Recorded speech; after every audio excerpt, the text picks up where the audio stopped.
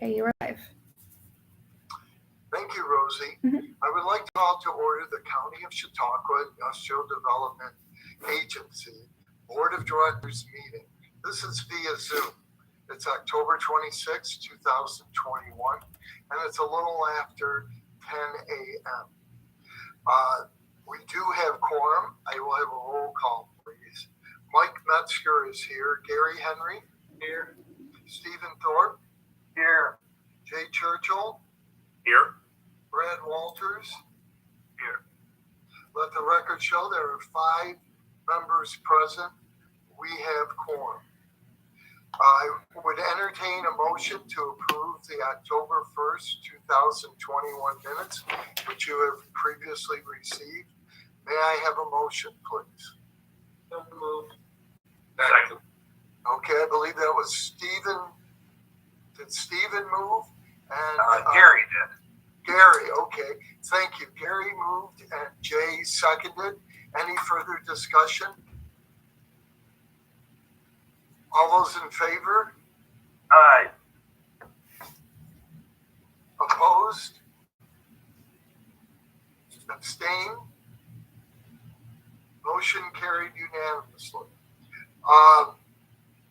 I would also like to recognize that and welcome back Linda Burns, our friend and our colleague and our co-worker, and it's great to see you. Thank you. Thank you. It's good to be back. Thank you. Now what I'd like to do is turn this over to Mark Geis for remembrance of a former board member, Ron Zott. Yeah, so, Ron Zott, who was a personal friend of mine, passed away on September 9th at the age of 62. He served on this board until December 2007. He was obviously a part of the county legislature. He was the chair of the PED subcommittee. He graduated with honors from Notre Dame University, got his law degree from Syracuse. He served on the Chautauqua County Family Court.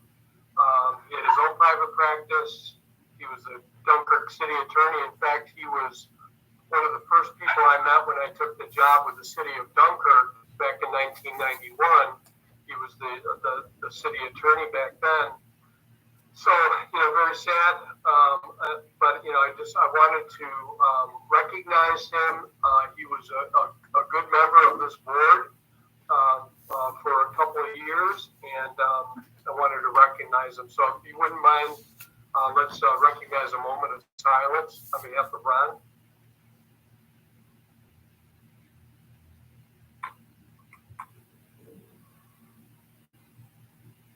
Thank you.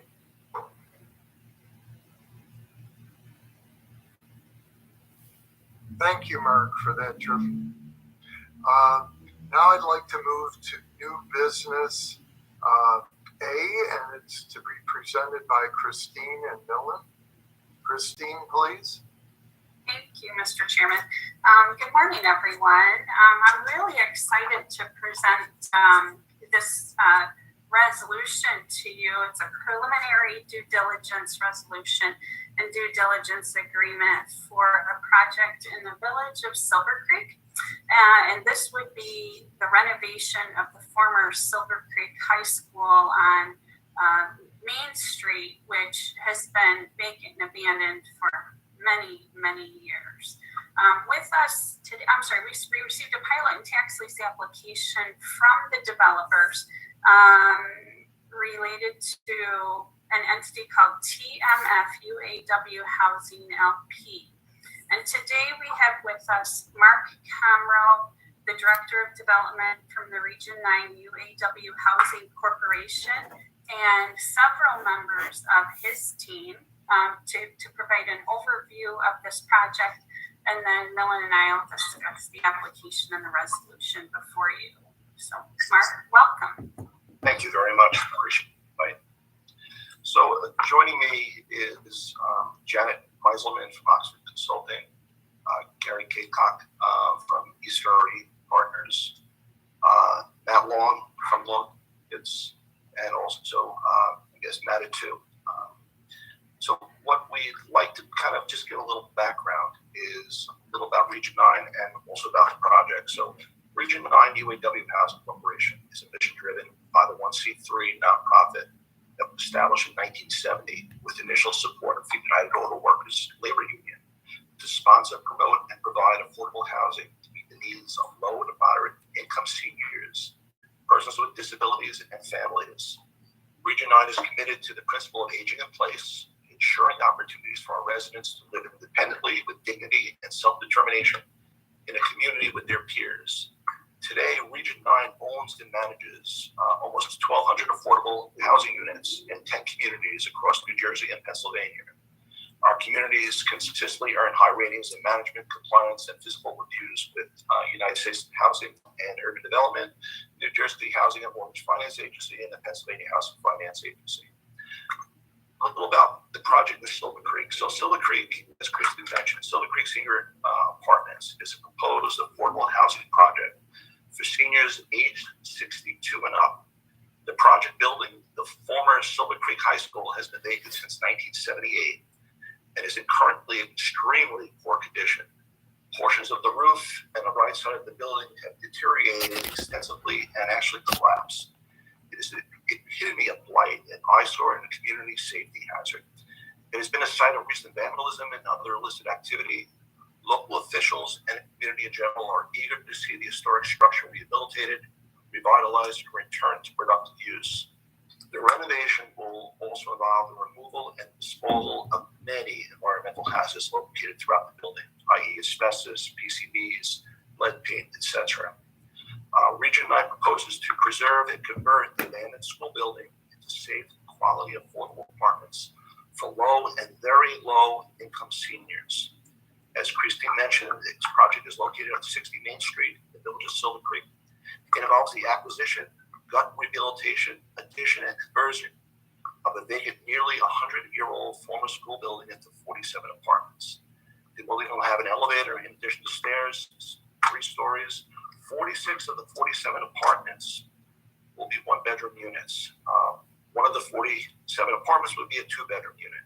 So all the units will be targeted to households and individuals ages 62 and up that are, as I mentioned, that are either low income or very low income. The primary goal is to afford these seniors an opportunity to remain living independently in Silver Creek and to age in place rather than move to other geographies or types of living facilities. The project's design includes a number of features specifically intended to support the well-being and meet the needs of seniors as they age. To this end, the following common areas are included in the design: ground floor on-site management office and service office where residents can meet a service coordinator or other service providers on-site and outside of their apartments.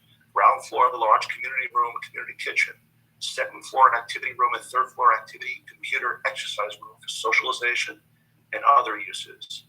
And also, more importantly, outdoor patio space and benches, and resident gardens that they can actually enjoy the outdoors and instead of staying inside apartments and be out with it. There will also be shared laundry rooms and individual bulk storage spaces. One of the main things, again, it's located on Main Street, downtown Silver Creek. The building redevelopment and reuse will be transformative to the Main Street neighborhood and downtown village of Silver Creek.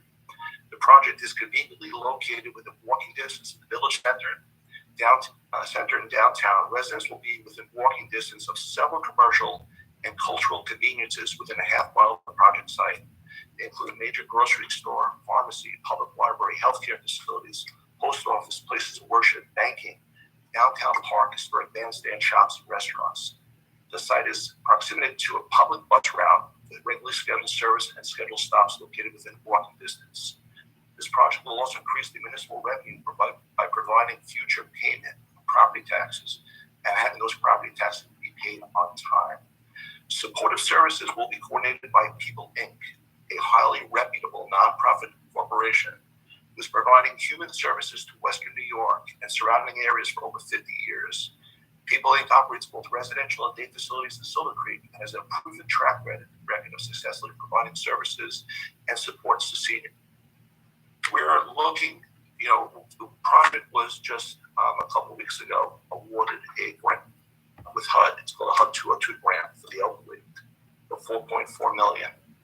We have two other very large applications that we're going to be submitting, hopefully the end of November into December for what's called housing program financing, and very important, the New York State HCR in terms of the tax credits. So if everything works well, we'll be notified sometime in the spring, hopefully around May, and if we are awarded the tax credits, we'll be able to start construction December of 22 with an estimated completion date of June of 2024. Again, thank you everybody for the time today to be able to present our project for myself and our team. And I might just want to add also that the county legislature, I should have looked it up, but they did approve about a year ago, I want to say, the sale of that property to Region 9 for $1. So if all the financing goes through and everything looks good, then they'll consummate that sale. Mark, do you have any other projects in Chautauqua County? No, we don't. Have done, or so this is your first. Well, we appreciate you coming into Chautauqua County. We're very excited. This is our first project actually in New York, and it's a fantastic opportunity. We were actually at the planning board meeting last night in Silver Creek, presented the project to the planning board, and the results were fantastic. The feedback was great. They unanimously approved our commission.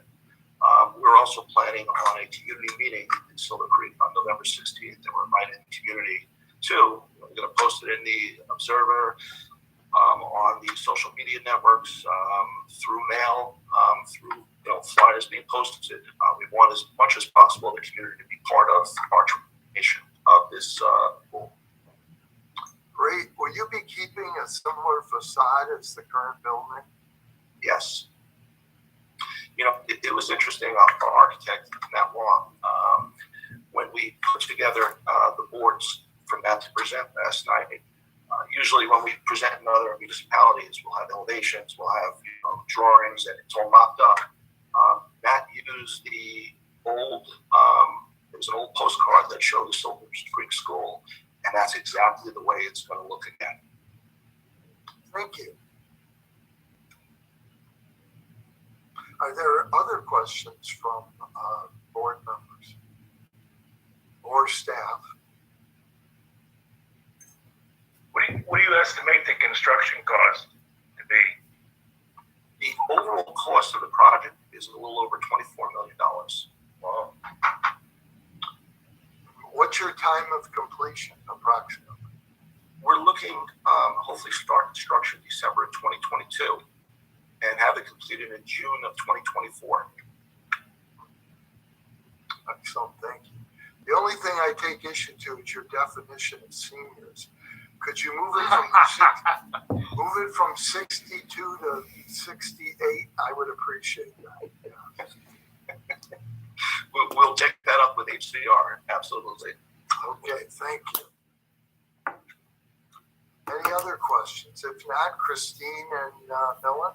Okay, thank you, Mr. Chairman, and thank you, Mark. That was an absolutely excellent presentation and overview. I appreciate you being here and providing that to our board to identify, what's under consideration.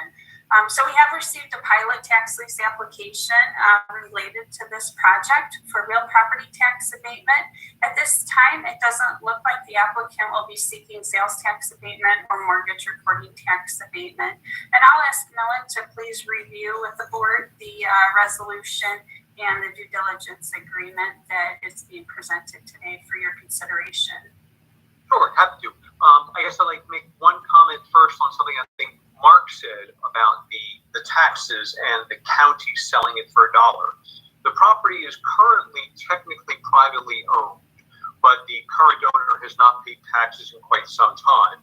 So while it's technically on the tax rolls, no money is being received, and the county has initiated foreclosure for the unpaid tax liens. So they haven't taken title yet, but when they do so, they'll flip it right over to the applicant. So whatever pilot it is that we negotiate will be in essence more than the effective tax jurisdictions are receiving now, because again the county is just selling off the tax liens, and the fact they're willing to do it for $1 obviously indicates some support at the county level.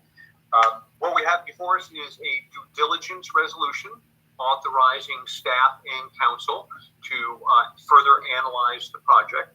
I will note that because your UTEP does not specifically contemplate low-income housing, we will end up deviating. And the one piece of due diligence that I foresee, and apart from SECRA and the sort of NOAA process, is negotiating a pilot arrangement. And obviously that has to fit into the rest of the capital stack that is still sort of being developed. So that's probably the one area where this is different than many of your other projects, in that the pilot that we negotiate has to fit into a very specific economic model. And we've reached out to a consultant who may be able to give us some guidance on that, so that we have a pilot that works for both the affected tax jurisdictions as well as the applicants. So other than that, it is a standard due diligence resolution and a due diligence agreement between the IDA and the applicant, authorizing us to go forward and do that due diligence. Thank you. Any questions of Christine, Millen, or Mark? Seeing none, I'll ask Gary to move new business A, please, Resolution 10-26-21-01, TMF UAW Housing LP due diligence resolution and due diligence agreement. Thank you, Gary. Do I have a second? Second. Motion made by Gary, seconded by Brad. Any further discussion? Roll call vote, please. Mike Metzger votes aye. Gary Henry? Aye. Stephen Thorpe? Aye. Thanks, Stephen. Jay Churchill? Aye. Brad Walters? Aye. Let the record show 5 votes in the affirmative. Motion carried unanimously. Thank you, Mark, and your team for an excellent project, and we thank you for coming and thinking about doing and hopefully more projects in Chautauqua. Thank you so much. Really appreciate everything. Thank you, and thank you, Christine and Millen, for your work on this project. I'd now like to have new business B presented by Rich and Millen. Thank you, Mike. I apologize if I'm a little hoarse here. I've been home for 2 weeks in isolation, recovering from COVID. So Friday's my last day in isolation, and hopefully I'll be back. I'll be back next week. I wanted to talk about the YMCA resolutions we have today. As you all know, last year the IDA purchased a parcel on Windsor Street that butted up to Windsor and also Harrison Street. Did not include the corner parcel, but it did face both those streets, and we sold that property after we purchased it to the Y. We are now in the process today of asking to sell the 2 other parcels that we own that are adjacent to that, so the Y would have control from Windsor Street down to the property owned by Phoenix Metal on Harrison Street for the site of their new $26 million YMCA. So there was an article in the paper by Tom Benson. Tom is leading the charge here with fundraising and new market tax credits, and brownfield tax credits, and Empire State Development, the foundations, local donors. So that is moving along simultaneously as we proceed with the land sale here. So Millen, I'll let you talk about the 2 resolutions we have today, and then we'll take any questions.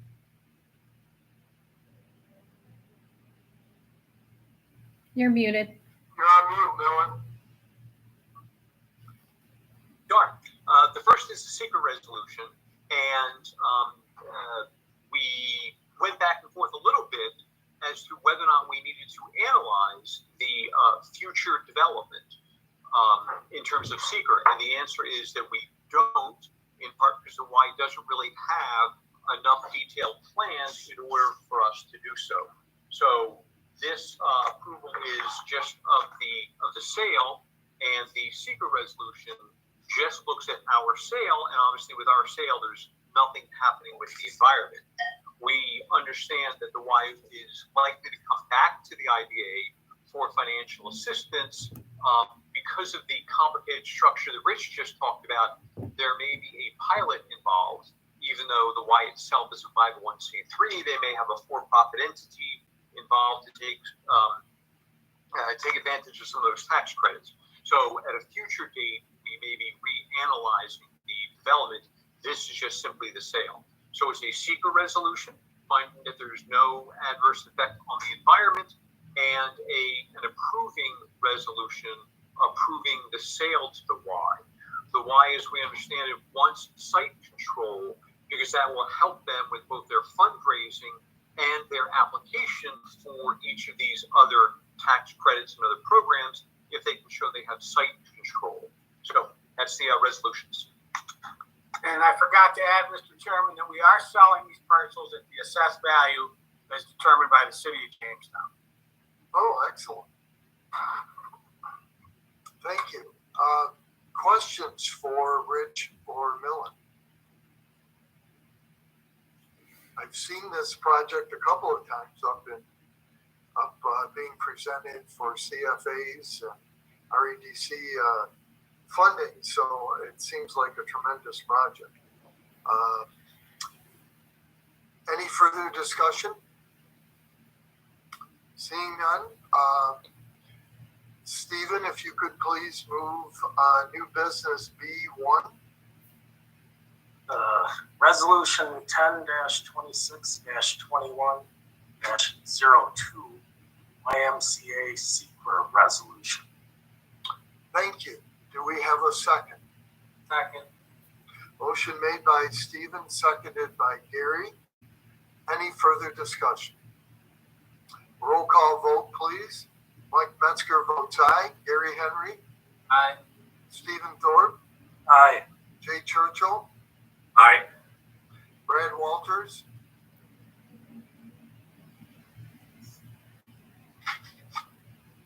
Brad, if you could just raise your hand. Thank you. Let the record show that there are 5 votes in the affirmative. Motion carried unanimously. Jay, if you could please move new business B2. Resolution 10-26-21-03, YMCA reauthorizing resolution. I'm not reauthorizing, authorizing resolution. Thank you. Do I have a second? Second. Motion made by Jay, seconded by Stephen. Any further discussion? Roll call, please. Mike Metzger votes aye. Gary Henry.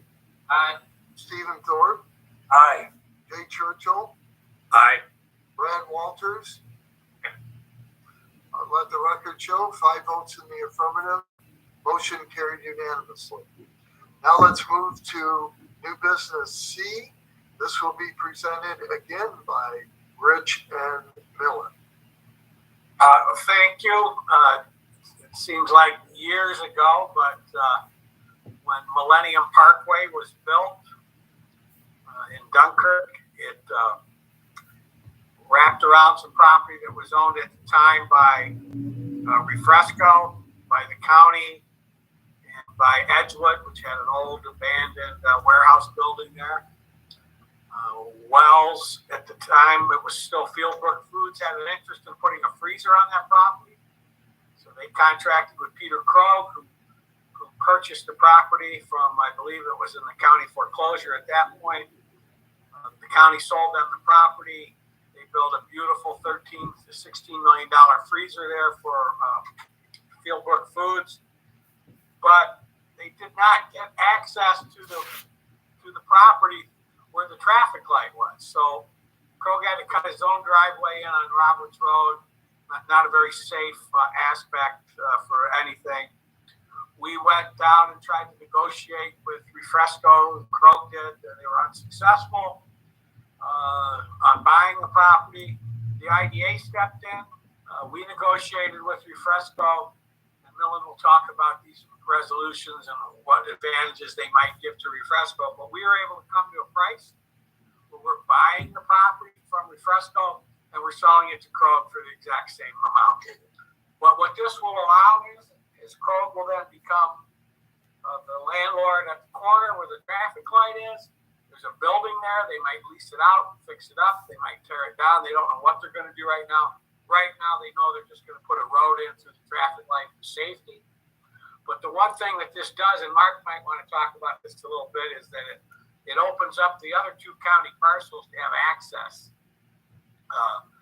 from that traffic light, making them more valuable. So Mark, I don't know if you want to talk about that or not. Yeah, well, first, I just want to commend Rich, really, and our legal team. I mean, this has been a long process that started with really trying to negotiate with Refresco. We had a number of meetings with them, and then eminent domain proceedings, and at the end of the day, Refresco, agreed to sell it to Krog at a fair price. So, first of all, I want to say that, Rich. But yeah, I mean, there's, the county owns it's around 30 acres, I want to say, of land right next to the Roberts Road freezer, and there's no access to it at this point. So, this will provide access to that brownfield site, and for future development. It's been landlocked to a certain degree. So this really helps that. So that's all I have on it, Mark. Melanie, you want to talk a little bit more about the resolutions in depth? Sure. There's two resolutions. First is secret. I'm not a move. You good. First is secret. And because we had previously gone down the road of eminent domain, we have done a secret resolution for the eminent domain proceeding. However, that just looked at taking of the intersection so that we could put a curb cut in and make it a safe intersection for both the Krog side and the Refresco side.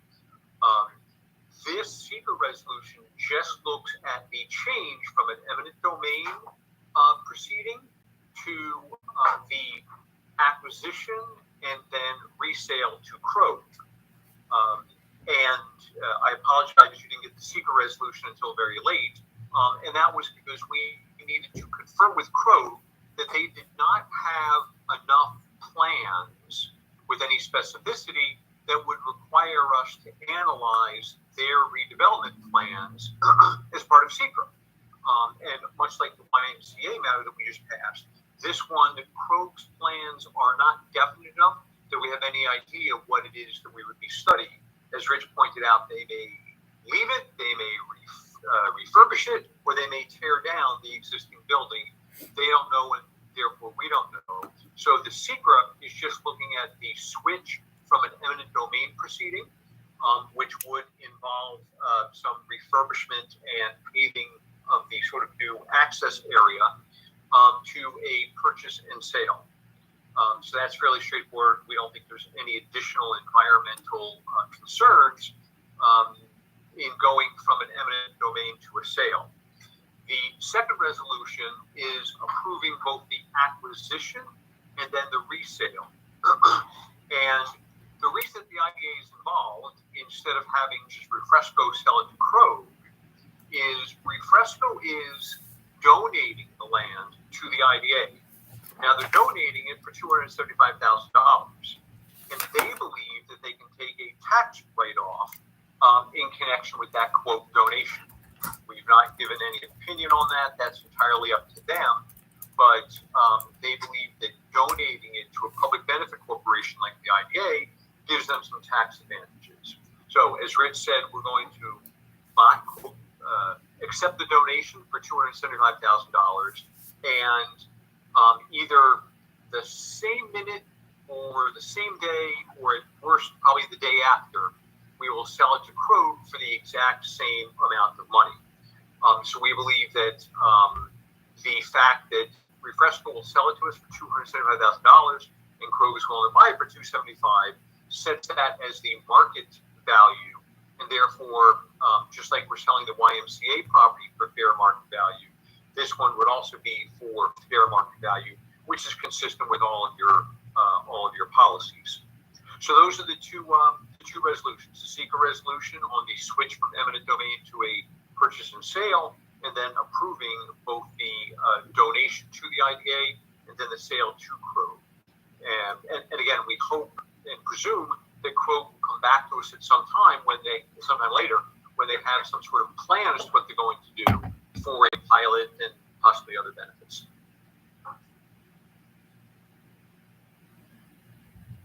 Thank you, Millen. That's all, Mike, unless there's questions. Okay. Any questions from the gallery? I actually have a question because I'm a little confused on donating it for $280,000, but we're paying them $280,000, or is it a donation? And then we're selling it for the amount of the donation. So I just don't know the mechanics of it. I mean, how you donate something and still get paid for it? I am not their legal counsel or their tax counsel, but the answer is exactly that. So what I suspect is going to happen is they are going to value the property at something north of $275,000 and take a tax deduction for that delta. Okay. So I don't know what it's worth, whether or not that works. Again, we've not given them any tax advice, and in the donation agreement, it is very clear that we are not responsible for any tax consequences of what they're doing. So it doesn't matter to us whatever they do, I guess. But Exactly. They kind of clear it up. Exactly. They will file their tax return, and either the IRS accepts it or they don't, or whatever. Not our issue, not our problem. It's sort of clever from their perspective. We've been negotiating with them for a while, so internally, this is what they came up with as a way to sort of bridge the gap between what Crow was willing to pay and what Refresco thought that the property was worth. So this is sort of I think a clever way, if it works, to bridge that gap. And as Mark said, we've been negotiating this, first with Refresco and then with Domain, with the ultimate hope of doing something almost exactly like this. It's like a partial donation, but Yes. it's a donation nonetheless. Hey Jay, just by way of historical background, we at the IDA have done what is called a bargain and sale transfer over time. Probably not real recently, but we do have a history of those relationships where, in fact, it's part of an assistance for economic development for the benefit of the purchaser and the seller, also to get it off their balance sheet. Okay, thank you. It's definitely much more technical than I can absorb, but at least that helps me. Thanks. Jay, I give Jay just a couple examples. The Cisco warehouse on Allen Street, we paid $450,000 for that from Cisco. We were able to sell it for $1 million. Maple Vale donated to us for practically nothing. The property in Clymer, we were able to then put that to Dan Heil. He put that back in use.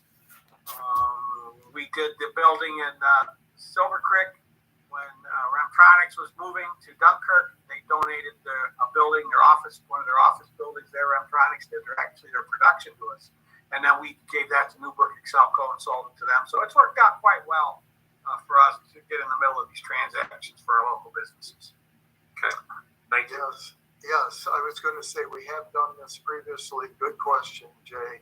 And being a 501c3s, it allows C Corps to take the advantage of the donation. Do we have any other questions of Rich or Millen? Seeing none, Brad, if you could please move new business C1. Resolution 10-2621, Refresco/Grove secret resolution. Thank you. I have a motion. Do I have a second? Second. Motion made by Brad, seconded by Gary. Any further discussion? Roll call vote, please. Mike Metzger votes aye. Gary Henry? Aye. Stephen Thorpe? Aye. Jay Churchill? Aye. Brad Walters? Aye. Let the record show 5 votes in the affirmative. Motion carried unanimously. Now, if I could please ask, Jay, you popped up on the bottom of my screen again to move new business C2, please. Always on the bottom of your screen. Resolution 10-26-21-05 Refresco/Krog authorizing resolution. Thank you. I have a motion. Do I have a second? Second. Seconded. Motion made by Jay, seconded by Stephen. Any further discussion? Roll call vote, please. Mike Metzger votes aye. Gary Henry? Aye. Stephen Thorpe? Aye. Jay Churchill? Aye. Brad Walters? Aye. Let the record show 5 votes in the affirmative. Motion carried unanimously. Thanks to Rosie, I see that our county executive, PJ Wendell, and our county legislator, Pierre Chagnon, have joined the meeting. Would either of you like to address the board? Just happy to be here. Sorry I'm late. No problem, and beautiful baptism on Sunday. Thank you. Yes. I would just like to say again,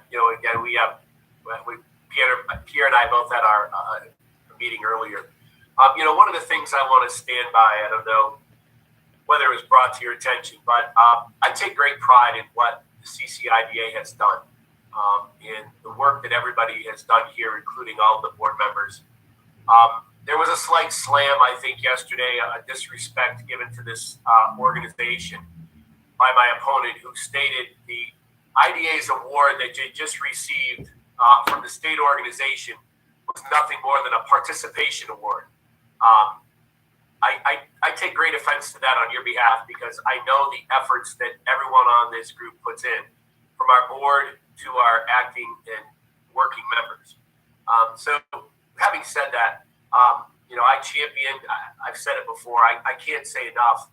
The county has been working because of you and all of your efforts. So I just wanted to put it out there. Very, again, I've talked to Mark about this, but I think it was very distasteful to make any sort of disrespectful claim to this organization and the achievements that you've all received. So, the state made their decision on a statewide acknowledgement of all the IDAs. So, again, moving forward, we're going to do that, move forward and take the high ground. But I wanted that to be known, because I do think that was very disrespectful and distasteful as it was done. Thank you. Well, thank you for your kind words, and we appreciate both of your participation and support of the Chautauqua County Industrial Development Agency. So thank you both. Is there any other new business to come before the board? All right, seeing none, we've got a lot of exciting things that are going on.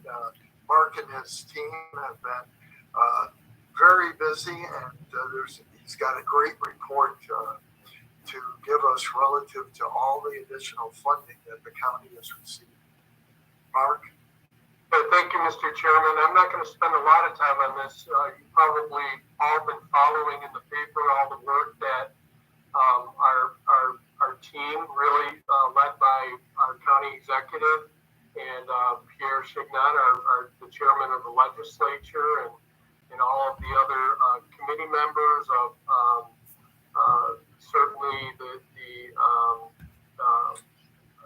group, the COVID group, also the department heads, and we've been meeting since March. The county was awarded $24.6 million of American Rescue Plan funding. And we've been meeting every 2 weeks since then to craft a plan of how that funding could be allocated countywide to have the greatest impact, to be sustainable, do things that because of COVID we were unable to do. And I won't go into all 43 projects that came out of this, but I did want to speak to some of the economic development projects specifically. And I'm really excited about this because these are things that we've been wanting to do for a long time. One is, and this has not been approved yet. The plan was approved at last month's legislature meeting, and tomorrow night the legislature will be voting on the specific projects. God willing, they approve these. One is site acquisition for shovel-ready sites. We know we've been talking about this for a long time. We need more shovel-ready sites. That's been proven out by a recent study done by Invest Buffalo Niagara.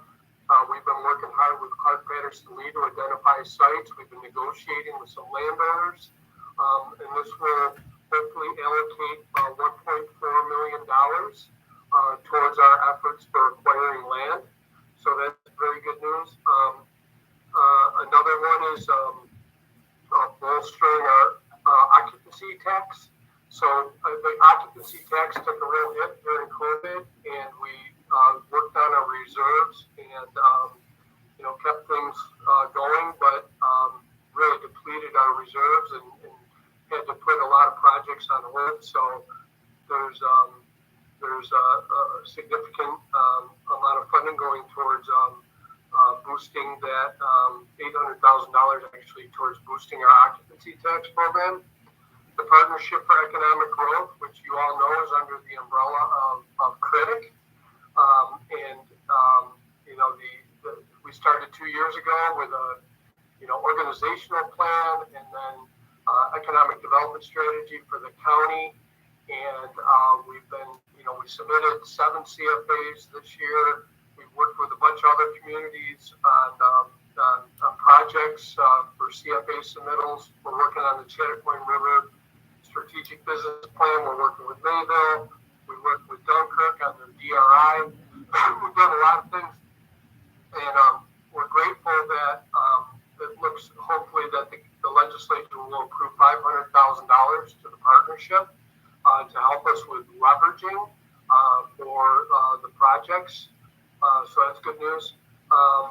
Workforce Development Initiative will be a contract with WIB, who's going to be working with other partners like JCC, SUNY Fredonia, the CCBB on a workforce development project. It's really called the CAP 2.0, Chautauqua Advanced Program 2.0, which will be placing college graduates and those with advanced degrees or certificates in a workplace for 12 weeks. We'll pay their salaries and we'll get them acquainted with the county.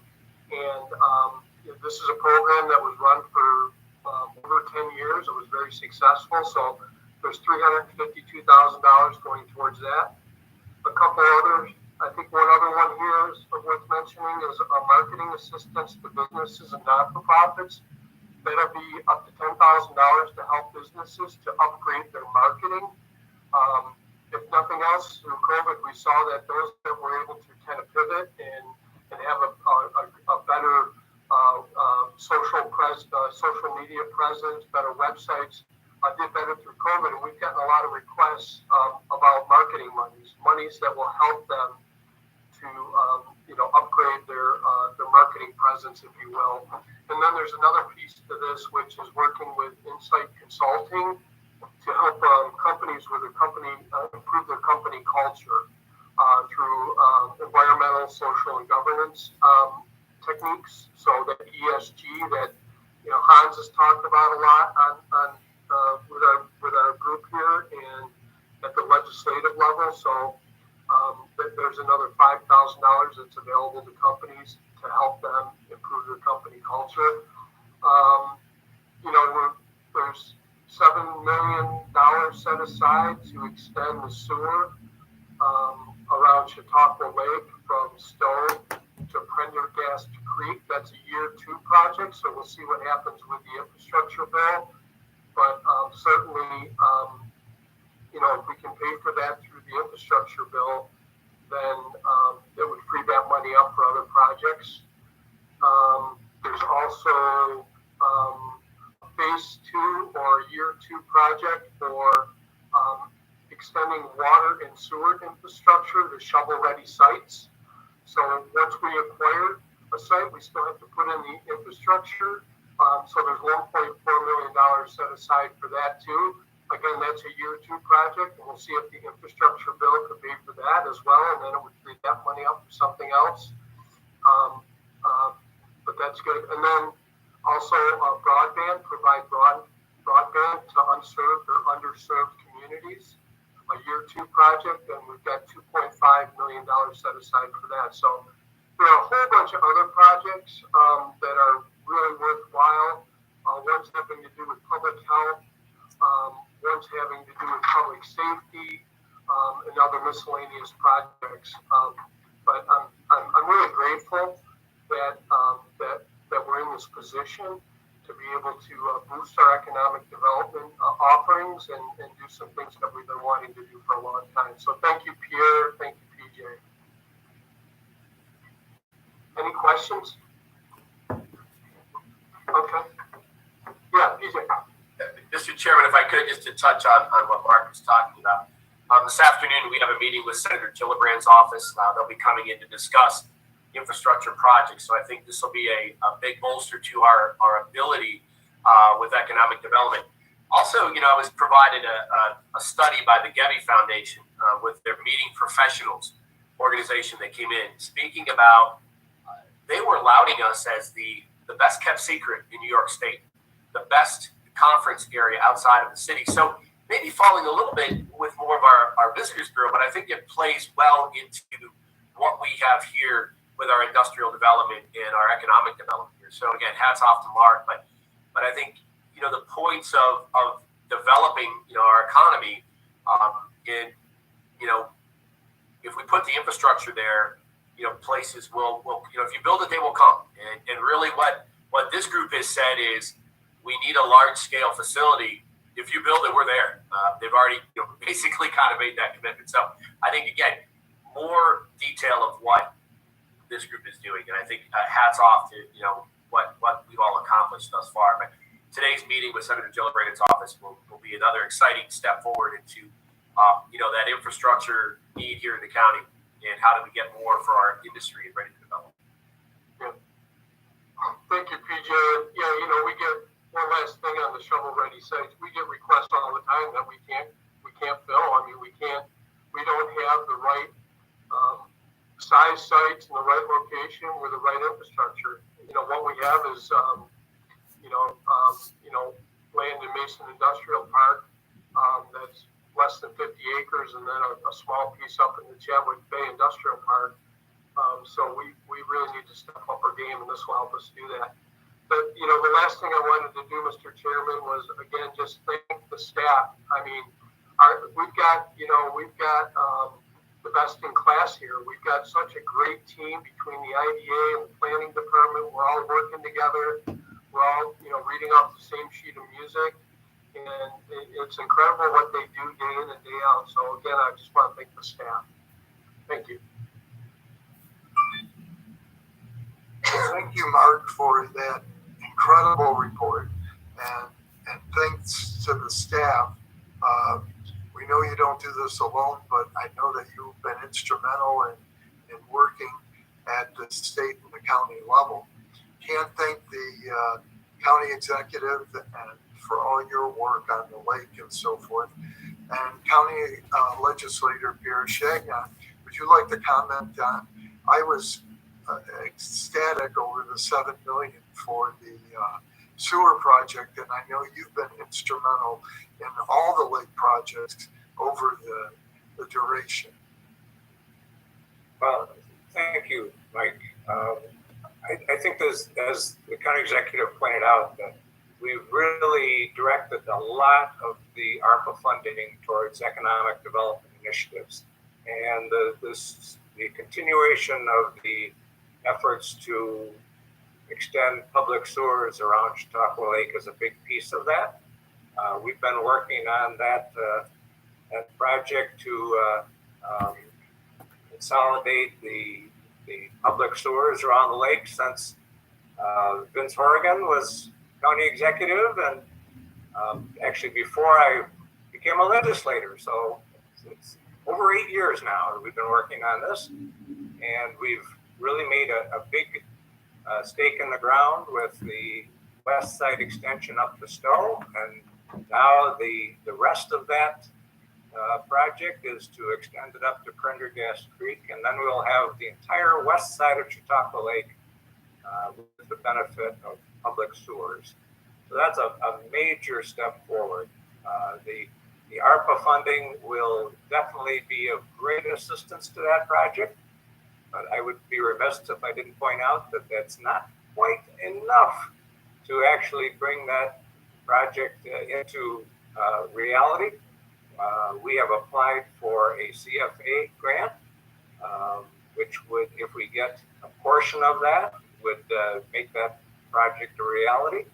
Or the other opportunity is the federal infrastructure bill that we're eagerly anticipating. So we're excited about that opportunity, and the town of Chautauqua is continuing their efforts to extend public sewers on the east side of the lake.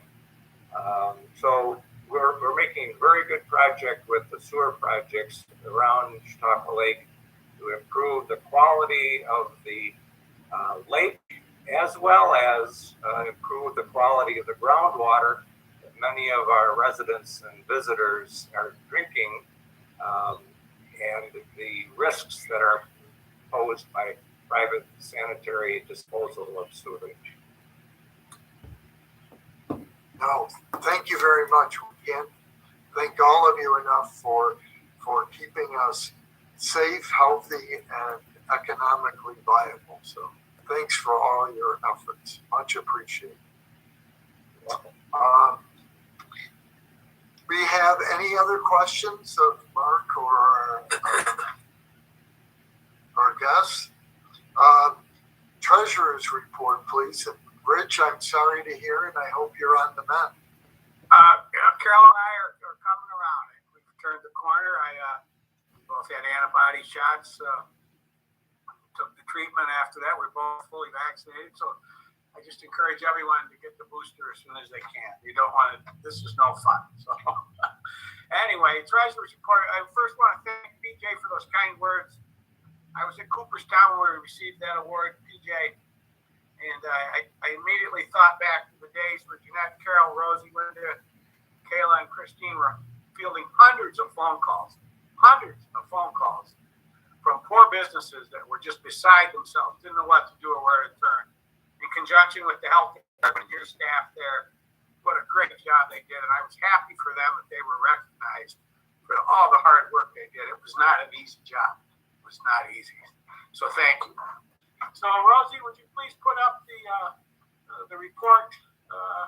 Again, I apologize. I do not have the financial reports for September, but we are going to look at August again. But we have added on to August the proposed budget, and this is the budget for the Industrial Development Agency and CREDC, which is their component units for the Paris report under the IDA. So this is their budget. So took a stab at our application and administrative fees. We have some projects that were coming in. Our grant income other, you can see that the total budget for this year was $8 million. We're down to $2.6 million. The big chunk there was recognizing the income from the EDA for the revolving loan fund. We will have a little of that to recognize in 22, and we'll also have the majority of the Ralph Wilson $1 million coming in in 2022. Grant income from the county, everything's pretty similar there. Our interest income will go up a little bit loan money out there. Under the expenses, we've adjusted our payroll and benefits to allow for the additional hiring of the marketing person, which Mark had talked about last month. Just adjusting things going through.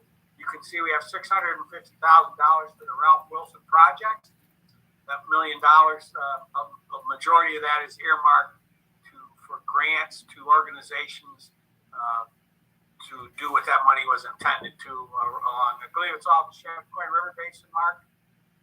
Majority of that? No, it'll go to a number of different projects for revenue. Okay. Yeah, okay. Rosie, can you go up a little bit to the bottom so we'll see we have revenue of $4.5 million, expenses of $3.4 million. So right now we're showing an excess of $1.5 million, and the majority of that is the grant income from the CARES Act. So that'll go right to the fund balance there. So again, we will probably adjust that budget in July as we do every year. As you know, we operate in a changing environment daily, but that's my first stab at that, and we will be reporting that to the Authority Budget Office by the end of the month. And that's all I have today, Mike, under my treasurer's report, unless there's any questions about the budget.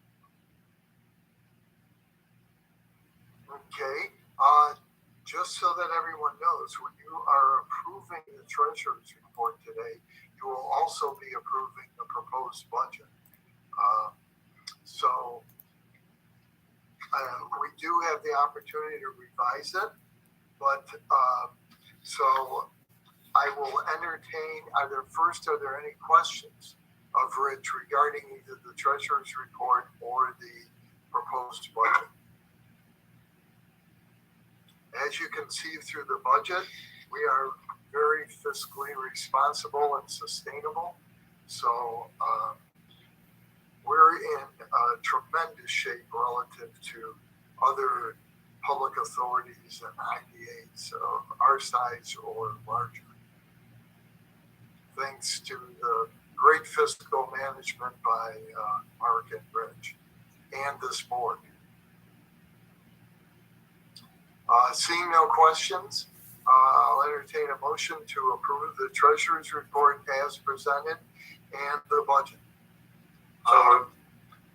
Motion by Jay. Do I have a second? Second. Second by Gary.